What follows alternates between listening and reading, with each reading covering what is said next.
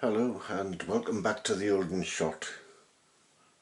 What we're looking at is what I got from eBay for £23.5. So we've got an autofocus SLR camera, which is the Minolta Maxxum 7000. We have the 35 to 70 f4 autofocus zoom. We have the 70 to 210mm f3.5 to f4.5 autofocus zoom.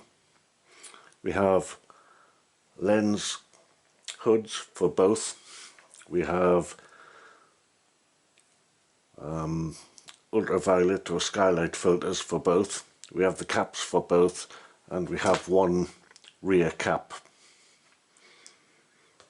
We have the case, and we also have a Minolta program 2800 AF flash, and it all works.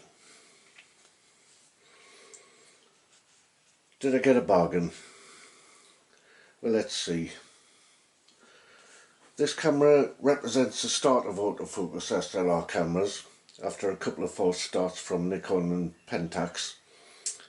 Everything we have now evolved out of this. So let's see how it works. First of all, the batteries.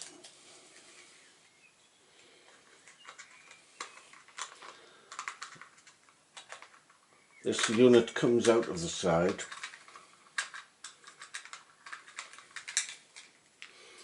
and there are 4 AAA batteries go in there, and it just screws back on.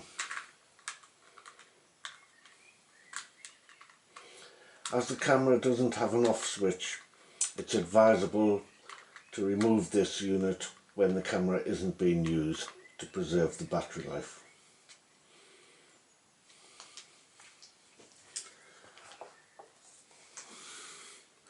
Let's have a look at the top plate now.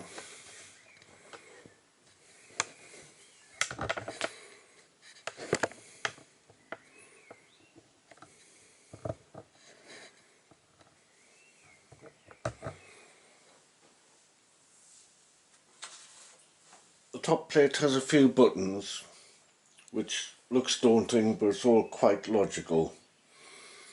On this side we've got exposure compensation button, got the ISO button, so although it's a DX camera you can actually manually set the ISO. It's got a mode button, and it's got a drive button, so you can set it for single shot or you can set it for burst mode, which gives you approximately 2 frames per second. When you're on mode, you press the mode button and you've got some arrows here to change it from aperture priority to shutter priority, program and manual, and you just scroll it through it using those buttons there. If you're on aperture priority, there's 2 arrow buttons on the side. That's for changing up or down the aperture. If you're on shutter priority, these 2 change your shutter speeds up and down. If you're on manual, change your shutter with that one and the aperture with that one. And this switch here, it's got lock, it's got on, and it's got beep. So if you like your camera to beep, you set it to there. When it's on lock, it stops the shutter from working, but it's not switching the camera off.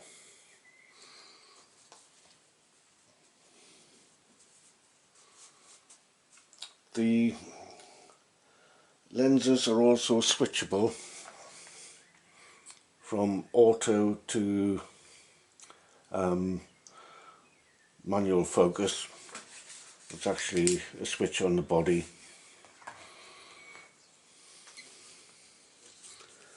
The autofocus is reasonably quick, but you've got to remember this camera is a first, so it's not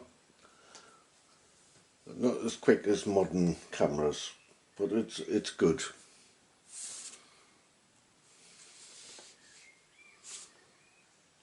One thing to remember when you're shooting a camera like this, it's audible. The autofocus makes a noise, winding on makes a noise, and the shutter makes a noise. On the whole, this is not a camera for discreet shooting, as the winder, shutter, focus drive and all that can be heard. The autofocus can hunt in difficult situations. And finally, in the viewfinder we have focus confirmation. We also have shutter speed and aperture displayed, plus whatever mode you are shooting in. This camera was positioned at the top of the enthusiast market and would often be used by professionals as a backup camera. In use, I found the camera quite straightforward in operation, and I was soon au fait with the controls. I found myself being cautious when street shooting because of the noise, and so what happened when I shot it. Let's have a look at the photos, and then we'll come back and I'll tell you what I think.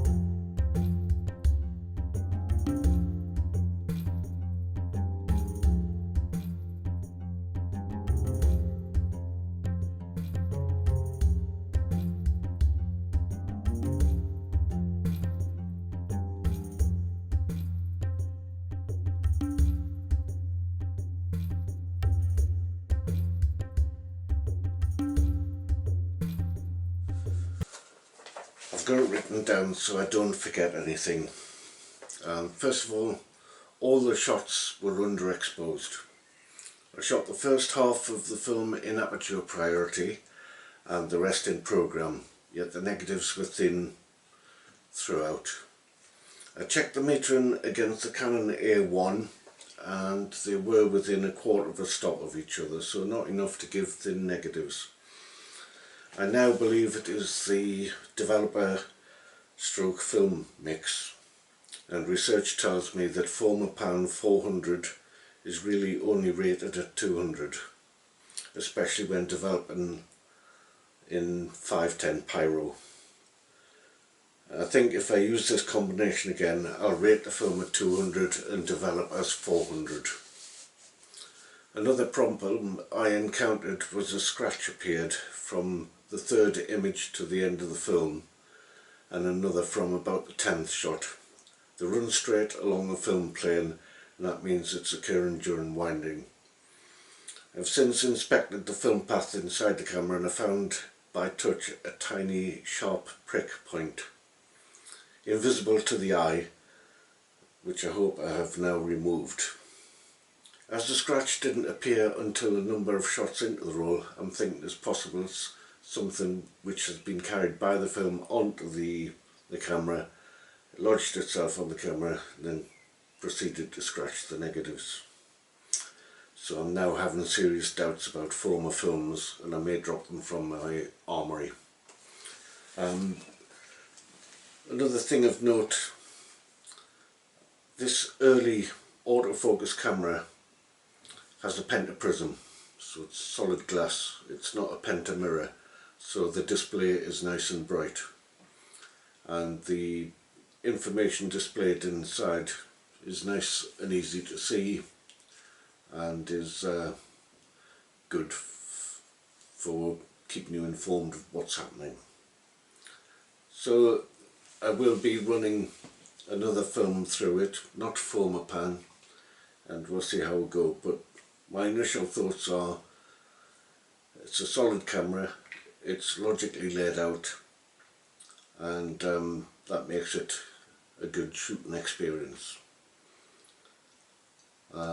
News, I've ordered my colour chemicals, so C41 is coming soon. I'm a bit nervous, but I'm going to have a go, and I've got the chemicals coming will be good for about 24 films, and I've got somewhere between 20 and 30 colour films lying around ready to be shot. So if it all works well, then I may start shooting colour more often, but if I've got to start buying the films new, I'll soon be bankrupt, of course. Anyway, that's it. We'll see you again soon. Thanks for watching. Bye for now.